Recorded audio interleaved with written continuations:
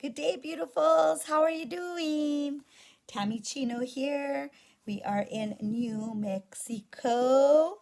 It's not new and it's not Mexico, but it used to be Mexico. Um, I wanted to talk about why New Mexico. Why New Mexico? Bless the F out of it. Okay. Our logo is almost like this. Of course, this is the Zia symbol. And ours is actually a heart with the flower of life in the middle of it. And I think you've seen it on one of the other videos. If not, I'll show you it a little later. So this is the mesa, the table. This is where we're gathering. And everybody is coming from all four directions to New Mexico. And a lot of people have been called to New Mexico for some spiritual reason or some gravitational pull and have no understanding of why you're coming to New Mexico. And I'll probably give you a little bit of enlightenment about that. And what I wanted to do is give you a disclaimer, take only what you need from me. I'm not your guru, I am not your leader. I just want to give you information that you can discern for yourself. Okay, so New Mexico is the placenta of the Turtle Island. So Turtle Island and the placenta, so all the creators are coming here. This is where all your healers come, your creators, and we have the ley lines, and it goes through Taos, of course, goes all the way up to Colorado. But the ley line were one of the higher points, right? And so we are here protecting this space for everybody to come back home. The Galactic Federation coming to meet here to encode, uh, to upload, download information, the energetic field. And this is why we had 19 Pueblo reservations that protect the land. And protecting this land, they've done these dances and all these ceremonies to protect this land. For what reason? Well, this land has to be sacred or sanctified for all these people to come from all four directions. And if you look at it from a cosmic perspective, from a galactic perspective, all the Galactic Federation is being called here. And this is why, the UFO sightings, Sandia Labs, star people, star brothers and star sisters coming to this earth, to this land, Roswell. There's all these things, and they all connect. Okay, Sasquatch. Many people have seen many different types of aliens here. My father's seen them. I've had visitations when I was little, and I still speak to them through light language. They always tap in because they're my higher selves, right? So there's many different nations I've been in other lifetimes. So a lot of us have been many different nations in other lifetimes, and that's why we channel information down. A lot of us have different languages, different light languages from different nations that we've been. Some people have been Pleiadian, some people have been Syrian. The spherical people, they're like a square and there's a circle inside, but it's not even, it's like a shape. They're shapes. So these are entities that are shapes. And then there's entities that are music. So there's all these different beings that we connect with. And yeah, maybe we are all crazy, searching for people to support our crazy, is what my son likes to always tell me. But there's a lot of us that have the like-mindedness. Ever since 2012, there was before 2012 there was a grid around the earth, and it was almost like a spell. Like an invisible spell, and there was no way we could connect back home to our other planetary systems, and we couldn't communicate, and it was really hard. And so what ended up happening was, and this is from my perspective, of course, take only what you need from it, but every time we would try to leave this earth from this body, we would go into the light, our consciousness would be wiped, and we would forget who we were, and then we start over again. And over all those years and lifetimes, we created all this karmic ties. A lot of karmic ties were coming through. And and in this lifetime, this is our last one on earth, our last dance on earth. So important for us to clean up all of that karmic ties because we no longer need them anymore. We're closing out all the doors. So a lot of you, you're probably seen exes. You've gone through so many karmic relationships, cutting all those ties, closing them. So it's really important at this time if you ever have if you're ever bumping into somebody that you need to forgive, allow that forgiveness to happen. If you can't, or if somebody's crossed over on the other side, go into the quantum realm, ask for forgiveness, or forgive them on that side, so you can close up that karmic cycle. Okay, because you don't want to relive it on another lifetime or another planet either. So going back to New Mexico, sorry guys, I go off on a tangent, but New Mexico is where everybody is meeting from all four directions. And we come here, we gather, and then we all go out and create the flower of life. So we go out and we activate everybody else. Woo, woo, woo, woo, woo, woo, woo, right? So that is what our mission here is in New Mexico. That's why New Mexico is so magical and powerful, and people call it the land of enchantment. Some of us call it the land of entrapment. No, just kidding. So these are things that we know about in New Mexico. Every time I tried to leave, Spirit's like, no, you got to stay here. But I do know that a lot of the strongest of the strong are here in New Mexico, holding down the fort for everybody, so that way everybody can land. And then some people will stay, but then some people will just come, pick up the medicine, and go off into their direction. Some people will bring medicine, and so we're all gathering of healers, spiritualists, artists, a lot of artists, because art is really being in spirit. So when you're inspired, you're in spirit. So art is so important. And this is why you see all this art all over. Same thing like when we were in Miami, we saw art and it was like just exuding all kinds of information, and it was super awesome.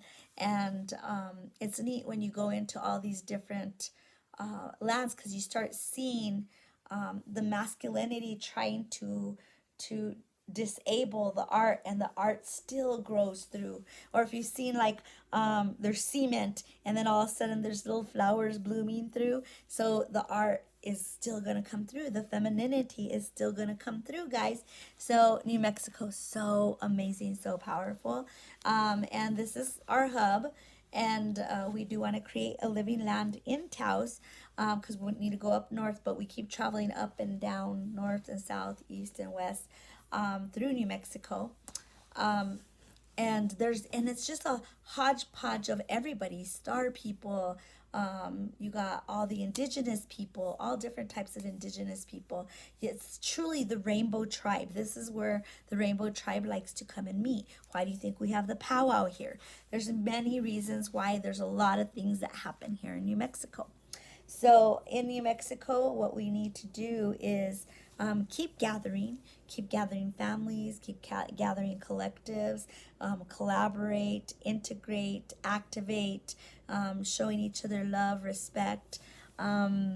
It's just an amazing place to live and to experience. And there's a lot of sacredness here. There's a lot of ceremony. Now, I'll give you a little bit of the dark side, and the dark side is there was a time before Christianity came here to New Mexico where we had indigenous tribes everywhere, pueblos everywhere, and of course they got pushed out of many different places. And our space in Albuquerque used to be Pueblo land, and this is why we're in that space. We've been there for about 11 years, holding that space to bring back our indigenous culture there. Very sacred and haunted too. So it's really neat to be able to talk to those spirits and to learn from them. What happened was, before Christianity came, we had kivas, and we had ceremony in these kivas, and the kiva is the representation of the womb, and everybody comes in, and there's no judgment and no animosity, and you can't have none of that there, and it's so powerful. the really neat thing about having these ceremonies back in the day, I'm not talking as and at this time right now, but back in the day before Christianity came, it was so powerful that you'd have to detox your body 45 days before you went into ceremony. You couldn't drink, smoke, nothing. You'd have to purify your body. And then you couldn't leave the kiva for the 3 days, 3 or 4 days, I think it is. And so when they were doing prayer and talking to the kachinas, which are the star people, right? Kachinas are the star people. And people collect these kachinas. I say, well, those are star people. Those are our star people, our ancestors from, other planets that taught us how to live on this earth, right? So the indigenous knew all about this. And so when they would do all these powerful ceremonies, they could call up rain just like that. They could call up their deer just like that if they were hunting, buffalo, and it was just like that. If they needed a sun for their planting, if they needed soil for the plant, they would pray and it would come just like that, right? Okay, well, times have changed. Christianity went into every pueblo and they built a church, and they took a lot of the indigenous away from doing the customs that they were to do. Of course, they shaved everybody's hair. They cut all the little girls' hair into little bobs, and they'd all look like little boys, and they had to sit and be proper and prim and whatnot, right? So they had to follow that.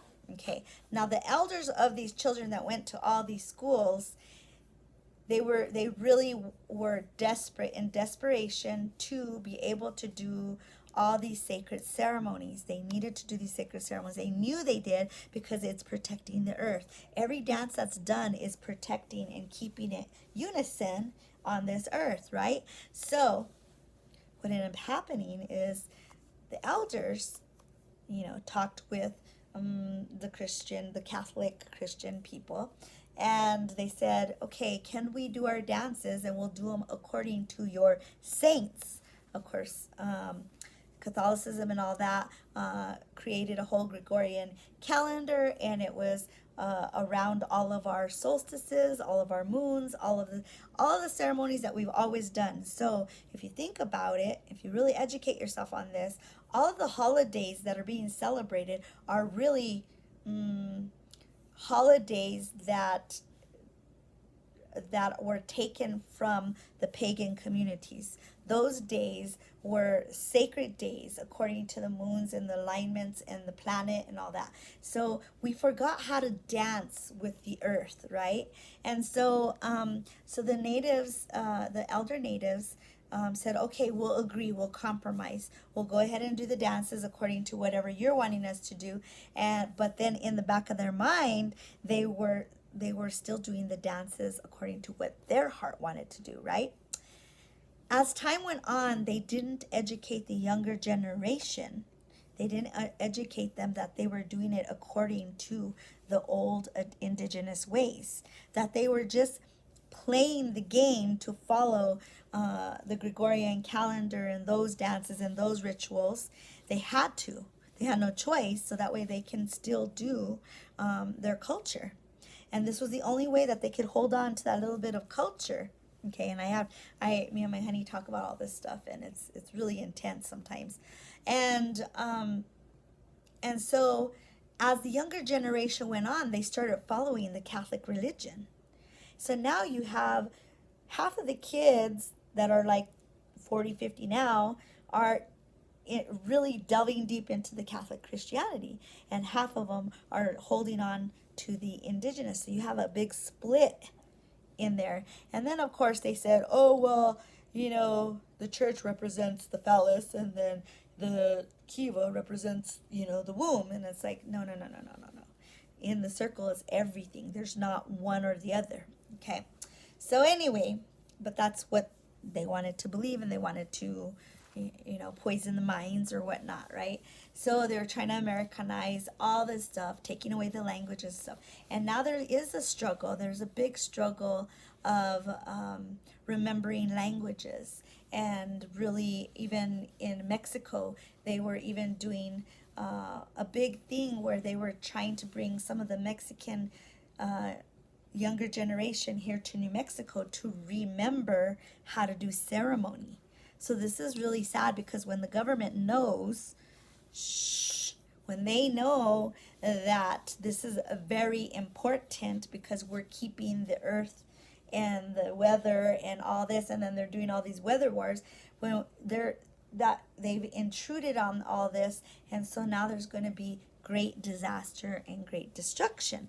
So this is why we're here on earth, is to collaborate and bring everything together. The Rainbow Tribe is here to bring everything together. So now you have the younger generation of the indigenous that are understanding this, and now there's that breaking point because they're finding all these indigenous bodies, and they're finding all these secrets and lies being uprooted, and now it's all getting revealed. Okay, so where are we now? It's time for all of us to share the medicine. It doesn't matter if you're indigenous, doesn't matter if you're Spanish, doesn't matter. We're just all in a costume. This is a costume. I've been a guy before. I've been white before. I've been many different races before. I've been a star person before. So there's many different beings that I've been, but this is the costume that I chose in this lifetime. So all of us have a different costume, but it's only a costume. What lives inside here is what's really the big deal. This is creator source. This is connected to creator source. And creator source isn't just up there. It's all around. It's in everything.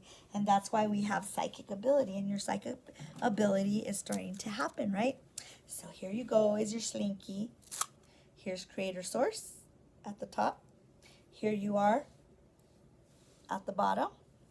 Woo! Right? Woo! Okay, now here's all your lifetimes. There's all your lifetimes, guys. There's all your lifetimes. And the more we do our work, the more we tighten it up, and then our consciousness is whole. You're not broken no more. Your memories come back, and you remember who you are. So this is truly the Rainbow Tribe. Okay? So, New Mexico. If you're feeling called to New Mexico, you come, you get activated, galactivated, whatever it is a very important place. The land of enchantment, sometimes the land of entrapment, but it's a beautiful land. So if you are in the area, look us up. We are collectivefrequency.org, and you can join. If you're trying to find your family, your spiritual family, you're trying to find, be part of a directory so they can find you, go on to collectivefrequency.org or email me at tammyandanthonychino123 at gmail.com. And our shop number is 505-899-4575. So contact us and let us know if you want to join. And there's a three-tier joining. If you're just wanting to have access to the directory, all good. If you want to be part of that directory, all good. If you want to be a core member where you're putting your whole community in there, and videos and education where people can log into that, that's accessible as well. So awesome, awesome, awesome. We love you guys. Thank you so much for listening, and I'm going to come out with some more videos, a little bit touchy videos, and if I trigger you, I'm so not sorry. Just remember, I'm just your teacher. The triggers are your teachers. Just kidding. But my disclaimer is take only what you need from it. I don't know everything, but this is what I do know in my reality. So take whatever you need from my reality that you want to utilize as your tool. I love you. Blessed be. Have a beautiful, beautiful day.